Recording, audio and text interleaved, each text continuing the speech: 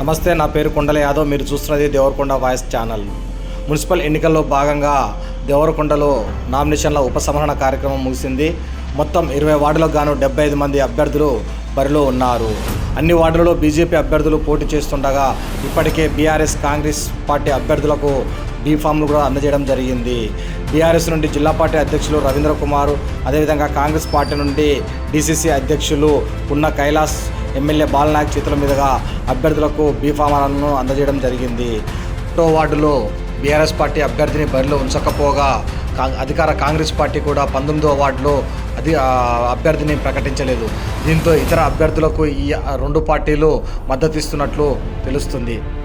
పట్టణంలో బలంగా ఉన్న బీజేపీ పార్టీ 20 వార్డులలో పూర్తి స్థాయిలో పోటీ చేయడం జరుగుతుంది. అదేవిధంగా దేవరకొండ పట్టణంలో బీఆర్ఎస్ పార్టీ తరఫున జిల్లా పార్టీ అధ్యక్షులు రవీంద్ర కుమార్తో పాటు బిల్లే నాయక్ మరియు నేనావత్ కిషన్ నాయక్ పూర్తి స్థాయిలో ప్రచార పర్వంలో మునిగిపోయారు. ఏది ఏమైనప్పటికీ దేవరకొండ పీఠాన్ని అధికార పార్టీ కాంగ్రెస్ దక్కించుకోవాలని, బీఆర్ఎస్ తాము కూడా దక్కించుకోవాలనే ప్రయత్నాలు ముమ్మరంగా కొనసాగుతున్నాయి. ఈ సందర్భంగా ఏర్పాటు చేసిన విలేకరుల సమావేశంలో ఎమ్మెల్యే బాలనాయక్ మాట్లాడుతూ, కారణాలు వివిధ కోణాలు అన్నీ కూడా ఆలోచించి సామాజిక సమీకరణలు రకరకాల కారణాల చేత ఆ 20 మంది అభ్యర్థులను ఎంపిక చేయడం జరిగింది. అందులో ఎవరి ప్రమేయం, ఎవరికి వ్యక్తిగతమైన అభిప్రాయం కానీ, వ్యక్తిగతమైన ద్వేషం కానీ, వ్యక్తిగతమైన ప్రేమ కానీ మాకు ఎవ్వరికి లేదు. అన్ని రకాలైన 4 సర్వేలు చెప్పించినాం.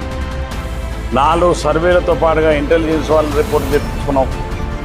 అన్నీ తెప్పించుకున్న తర్వాతే కాంగ్రెస్ పార్టీ అభ్యర్థులను గెలిపే ధ్యేయంగా ఈ వేదిక ఉన్నటువంటి పట్టణానికి సంబంధించిన ముఖ్యమైన నాయకులందరితో చర్చించి ఫైనల్గా ఆ లిస్టును జిల్లా కాంగ్రెస్ అధ్యక్షుడు వారి యొక్క అనుమతి ఒకసారి వారు కూడా చూసిన తర్వాత ఈరోజు ఆ లిస్టుని ఫైనల్ చేసి అభ్యర్థులను నిర్ణయించి వాళ్ళందరూ కూడా జిల్లా కాంగ్రెస్ అధ్యక్షులు వారి చేతుల మీదుగా బీ ఫామ్ సబ్మిట్ చేయడం జరిగింది.